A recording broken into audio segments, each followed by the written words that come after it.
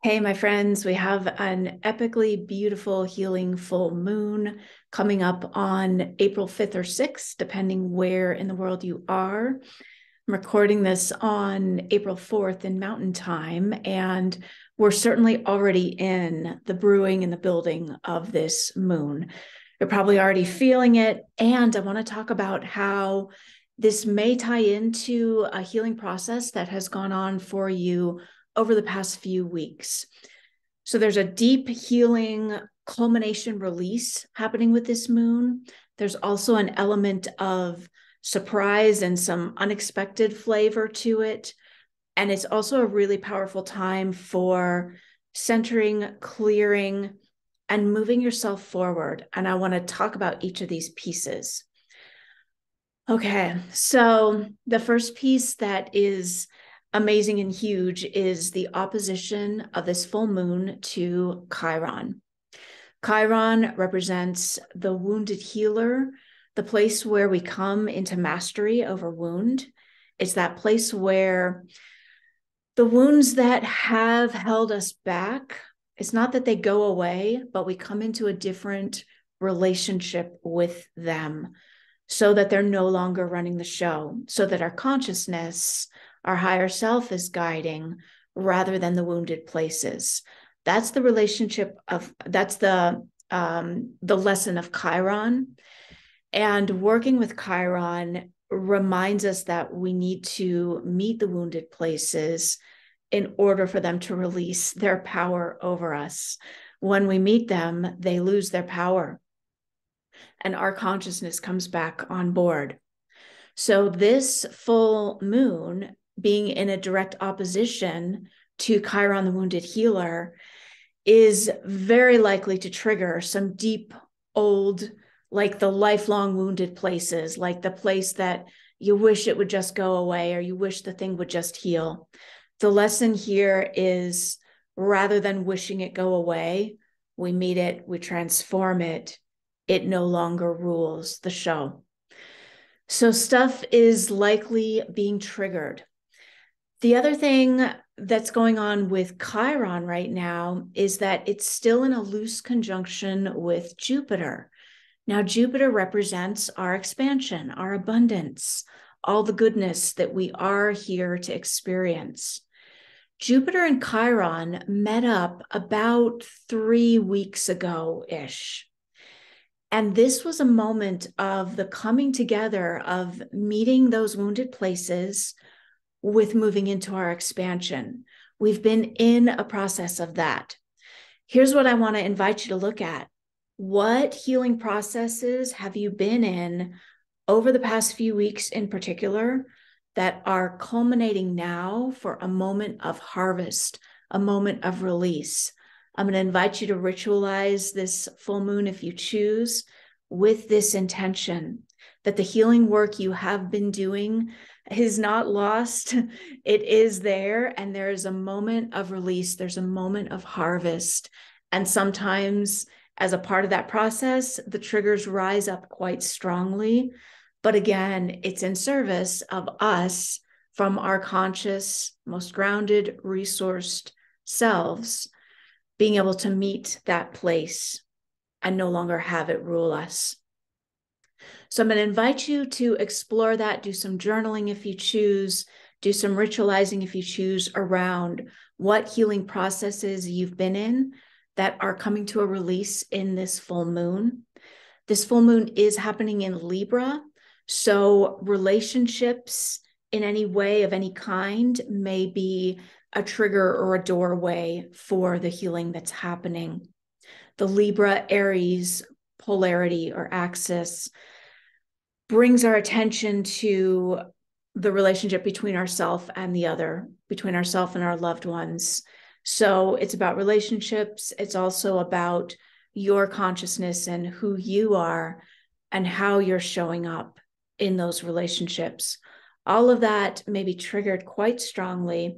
And I'm going to invite you to allow any triggers that rise up to be a portal into the release that wants to happen and the abundance, bounty, beautifulness, goodness of Jupiter that is also coming through as a part of this whole process. It's like we're wrapping up something. We're finishing a cycle of sorts that is culminating in a release towards our expansion. So with that view, I want to invite you to welcome the triggers, to not shrink from or resist them, but allow them to be present, to allow the breath and your consciousness to move you through to the other side of any waves of what may need to move through. Also keep in mind that Jupiter just makes everything bigger. So if you're going through a transit and Jupiter meets up with it, it's going to feel bigger. It's likely to feel extra and over the top. So if this happens to be a particularly challenging or intense moment for you, keep that in mind for some perspective, that Jupiter is kind of blowing things up quite huge right now. What's happening is wounded places are rising up. They're being triggered. They're being met in service of releasing into your greater goodness. All right, so taking a breath with that, and there are a couple more challenging or interesting transits to this moon, and then I'm going to talk about how to use this energy in the most productive way, because there's also some very grounding, stabilizing, and giving us a path forward aspects to this moon. All right, couple more things to be aware of.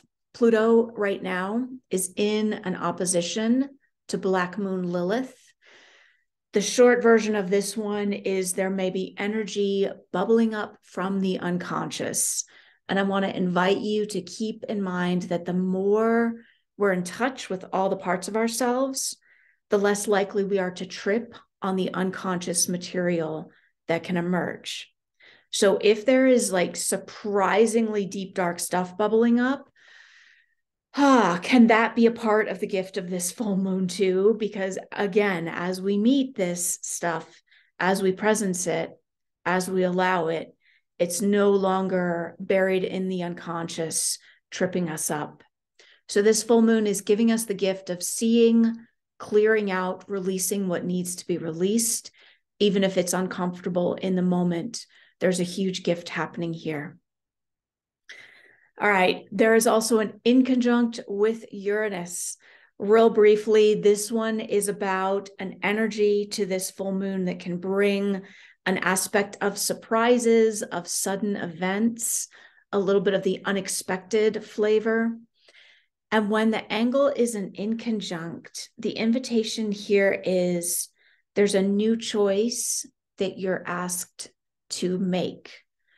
So my invitation for how to work with this piece of the energy that we're in is if something surprising, unexpected comes along and feels like it's tripping you up a bit as a part of this full moon, how can you meet that place from a higher choice that perhaps you haven't had access to before? Noticing where are you more fully evolved in this moment than you were even 3 weeks ago, even a couple of months ago. Where's the new choice you can make in relationship to any kind of fork in the road, surprise, suddenness that may happen, or just kind of a feeling? Uranus has kind of an electric, very strong, like lightning bolt kind of energy to it. So you may be feeling it in your body. You may be kind of feeling a bit antsy, a bit edgy.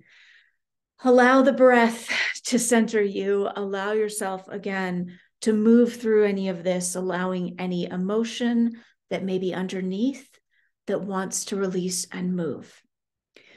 All right, so I've gone through a bunch of the challenging aspects of this full moon and the good aspects at the same time, but there are challenges to it. But let me give you 3 aspects now that are helping us work so powerfully and productively with this energy.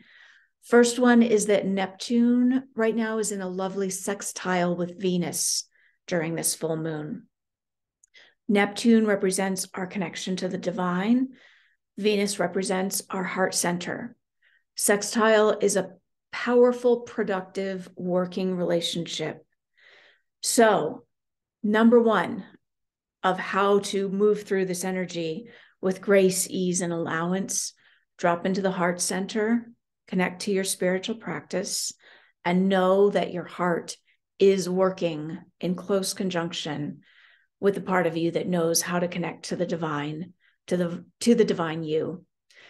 So breathe into that, allow that to be present. And the more you can drop into your heart center over these next couple of days, the more you're going to allow this energy of connection to the divine to sink in, to deepen.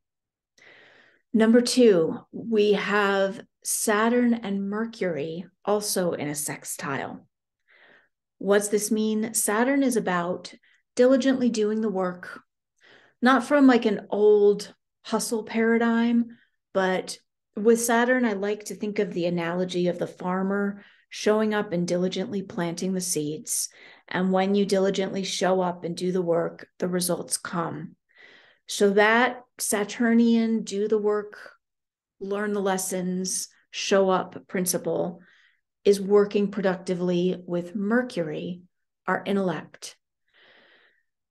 So there's a way in which our mind and our thoughts are working very productively with the part of us that knows how to diligently move forward.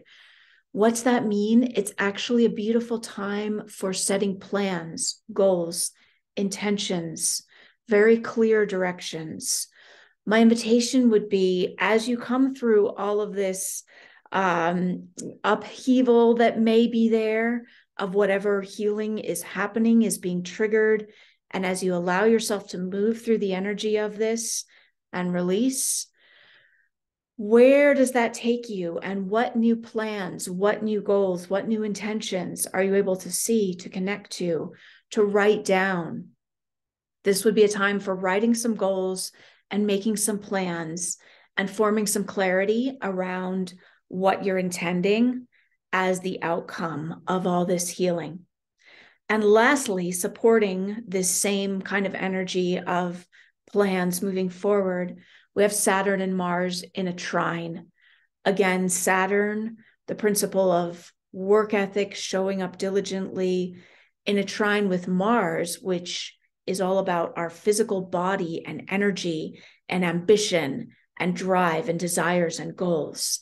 So there's a lot of powerful, productive energy here around thinking, creating, planning your future, and carrying it out, creating the actions, creating the plans, carrying out the action steps.